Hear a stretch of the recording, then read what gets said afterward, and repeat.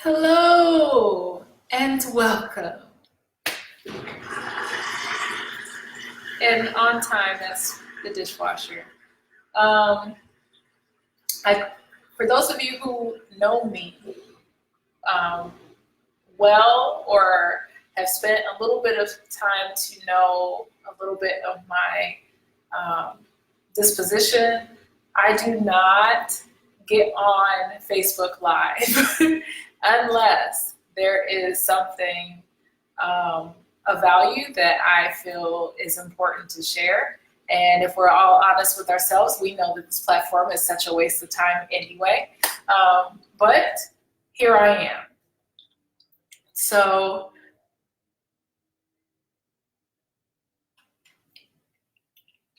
it's occurring to me that the pace of this existence, how we are functioning in this temporal realm, is one of an exchange of throwing energy out.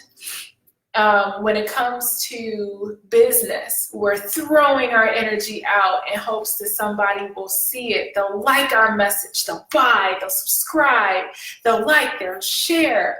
And if we're honest with ourselves, there is this overabundance of content to the point where we can't keep up, to the point where it just reinforces that it is meaningless and not necessary, and it conflicts with the quality of life that we really could have. We don't need Netflix. We don't need whatever Disney's platform, Amazon Prime Video, YouTube. Like, we don't need all of these excessive hours of content.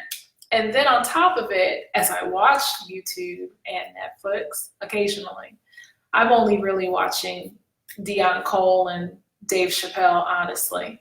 And then it grew on me, but it was kind of a bad, like worse than Hallmark B-rated romantic comedy with Christine Milian.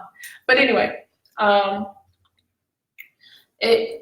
it's like we're bombarded with all this content that we're not going to absorb, and if it makes sense for you, it's almost as if it produces anxiety, because we know we can never get to the end of the tunnel. And for some reason, I think that that's like really important for our minds, is to feel that we are going down this rabbit hole with some sense of closure or some sense of knowing that there's an ending involved. And when there isn't an ending, it's like it becomes somewhat depressing, or like we start feeling like we're not in control anymore.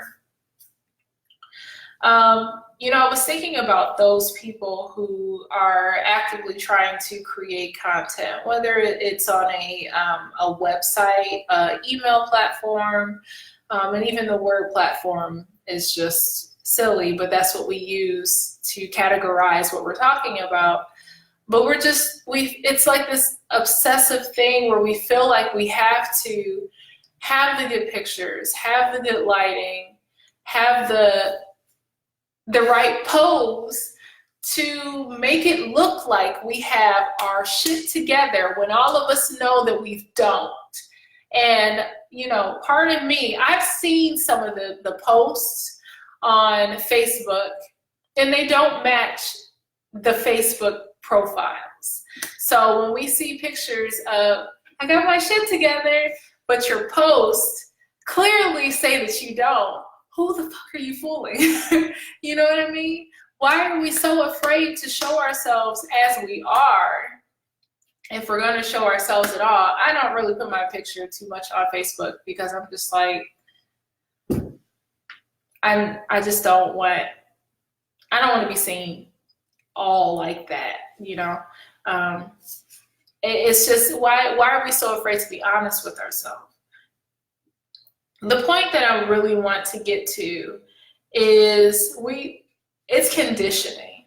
We don't come into the world wanting to perform. We don't come into the world looking for validation in a very contrived, superficial way. We want to know from our caretakers, preferably, if it's our parents, that we are okay as we are. And very quickly, as children, we learn from our parents that who we are is not enough. Who we are as we are is not okay. And we end up having to alter ourselves in order to do that dance to get the validation that we desire. And so I look at the TV shows that have child stars, and the child is a good actor, but they've learned that. And when they're in public, they're less of an authentic version of themselves for the most part, and they are now just catering to the whims of people. And do you understand, if you just heard what I said, how that alters how you go through your life? I am a victim of this myself. When we live our life for likes, for shares, for comments, subscribes, for stats, and all of these things that show that someone likes us and we're okay, we're missing the point. We're doing it for the sake of that validation. And that's it. Not realizing that what we really are doing is like distancing ourselves from our authenticity. And then when we get tired of being this facade that we've carried on for so long, we forgot the path to get back to who we are because we have not been that person. Yes, it takes time to go backwards. It takes energy to discover and realize that you've been someone that you're not, that you have not really honored your requests, that you have done things because for other people's happiness. Let's say that what we've done isn't because it brings us joy. We've done it because when someone else likes what we've done, then that makes us feel like, okay, I did something right. That's what I'm supposed to do. Instead of really just being who we are. So why are we afraid to cry? Why do we apologize when we cry? It's an emotion and it's natural. And it's like we are apologizing for something that naturally occurs. We're apologizing for an authentic expression of our human experience. When we fart, even though it's a courtesy to acknowledge and say, hey, excuse me, it's a naturally occurring bodily function that, especially when it happens by accident, we shouldn't feel embarrassed because everybody has done it. If you eat food on any level, you have experienced gas, and it should be okay and should not be foreign to you or anybody else if you break a little wind here and there. Okay. I'm just tired. I'm not anyone who, not everybody knows, and I wouldn't expect a lot of people to know because we don't socialize all the time and we all have our own lives. So if I'm not close with you already, more than likely, it's not a discussion. And if I am close with you, you have your own life. You have your own stuff to take care of, and we check in. I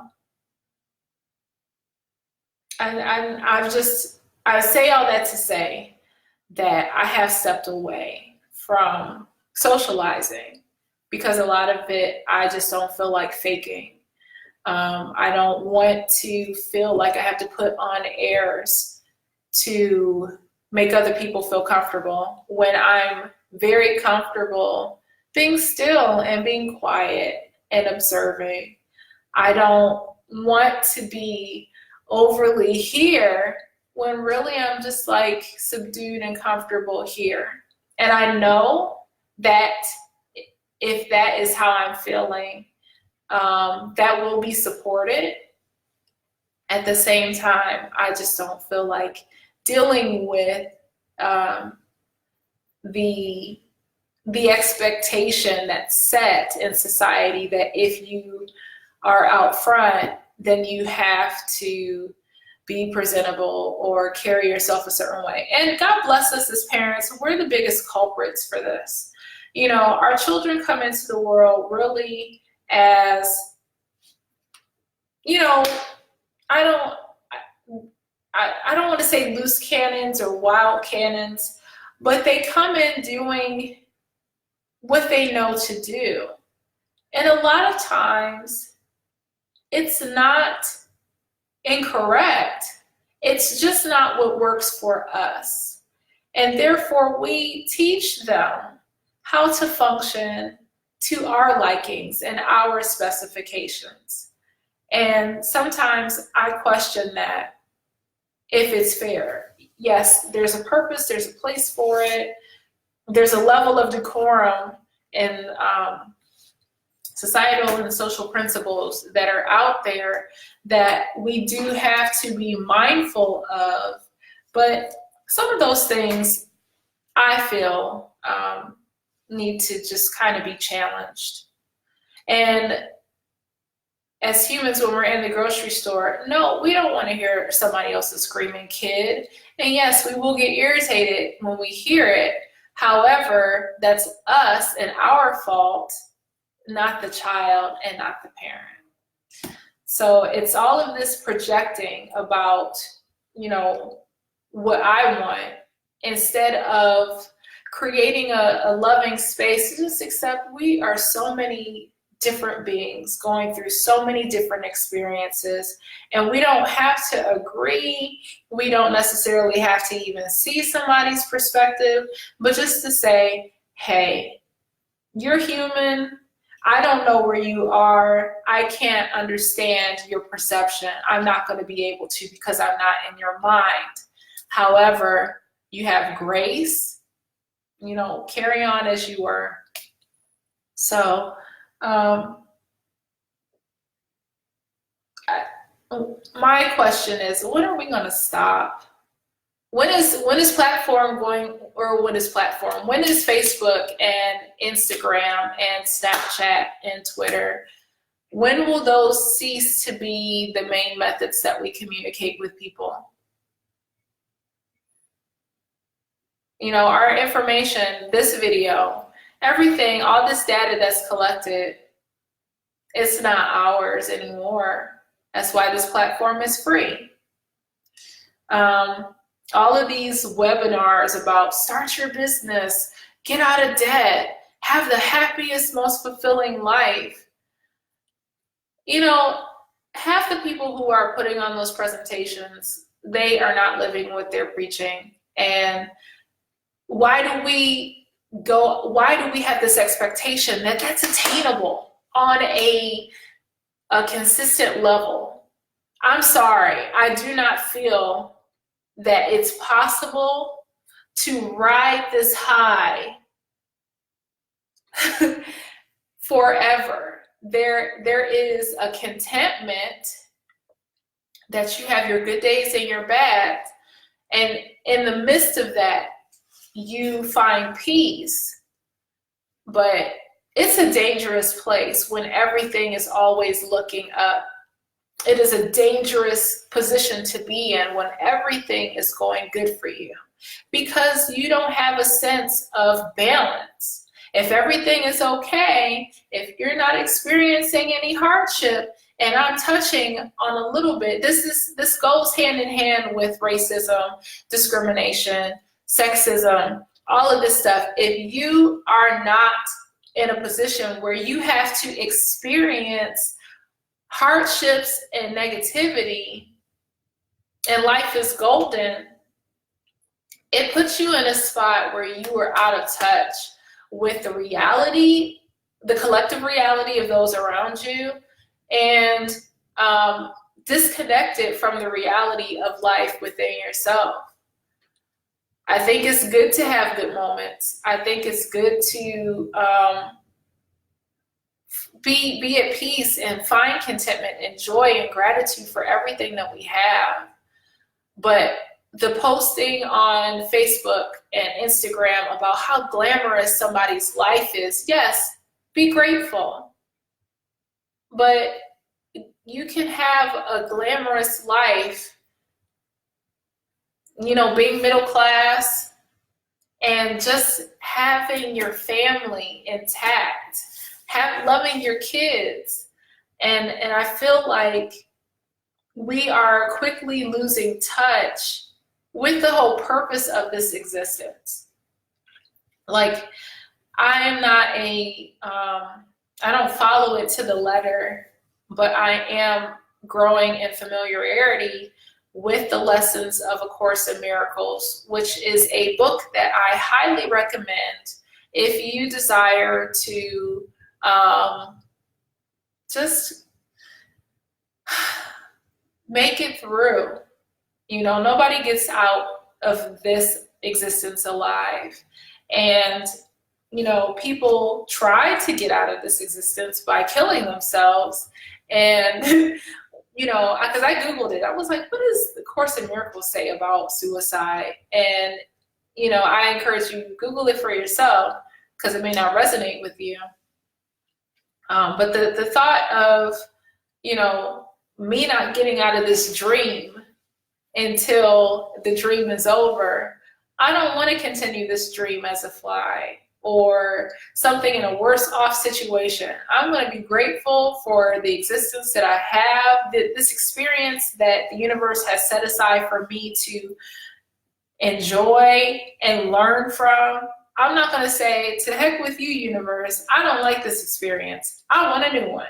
I'm not going to do that, because the experience that I get may not be better than this one. So I'm like, no, I'm good, because if I'm real, I've had my moments where I'm just like, life is hard.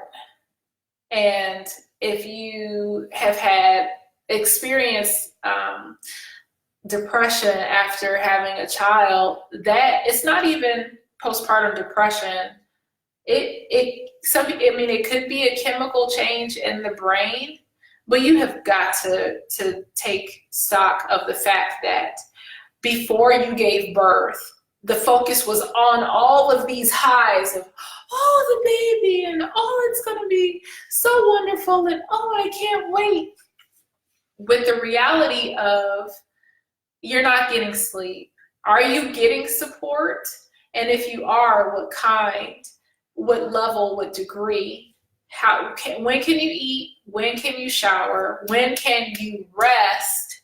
And then if you have more children on top of that, how are you managing both kids now? I would not suspect that it gets easier or better the more children that you have when it comes to the postpartum experience. I can't say for sure, but I can't imagine that it's going to be without hiccups along the way. But I don't see it as something that, if people want to get medication, fine, do what you want. But I just don't see it that it's this clinical depression that you need to talk to a doctor about an upper to get through life. I don't know. I'm not everybody. Everybody is not me. So I just, when my perception is, I see things and I'm just like, what are we putting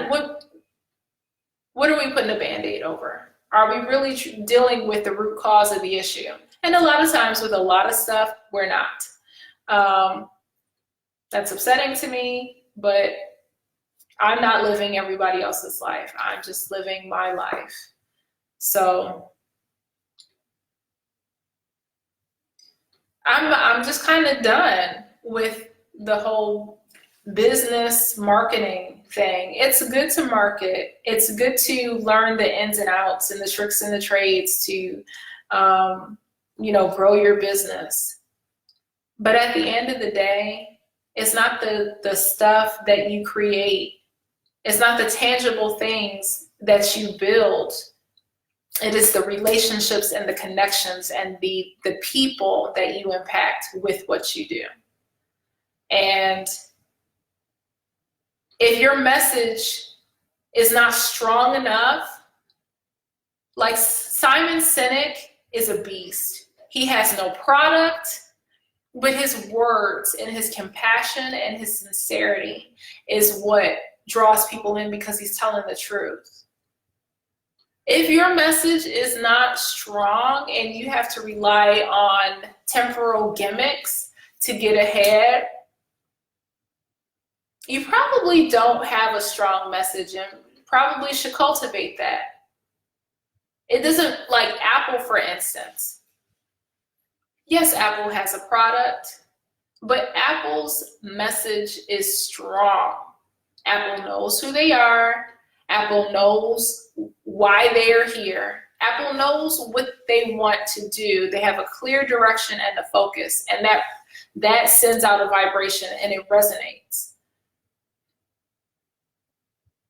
And that's why people buy it, because they connect on an emotional level.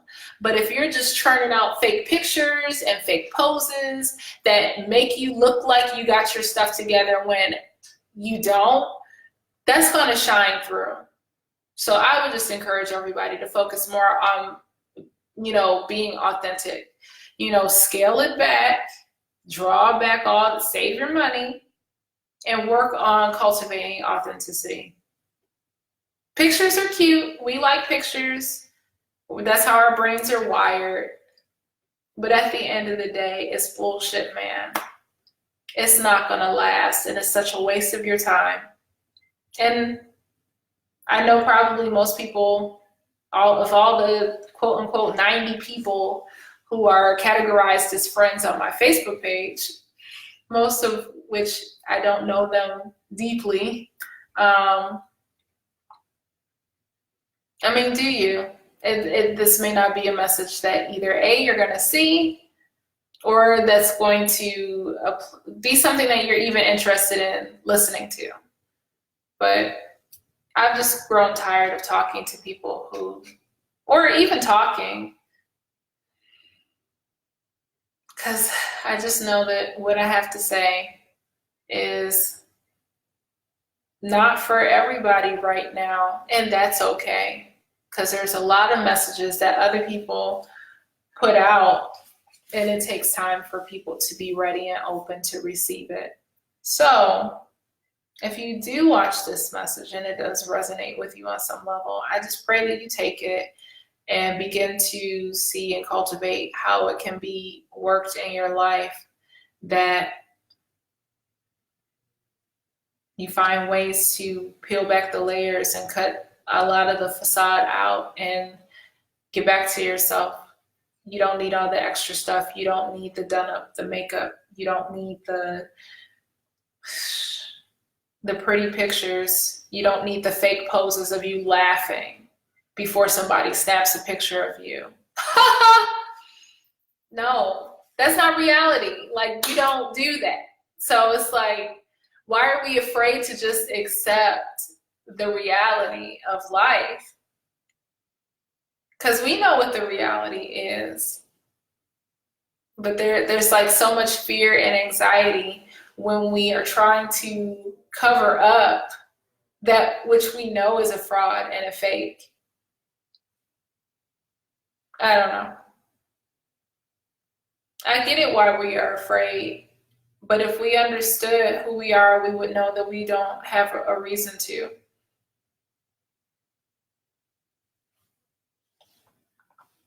See you guys later.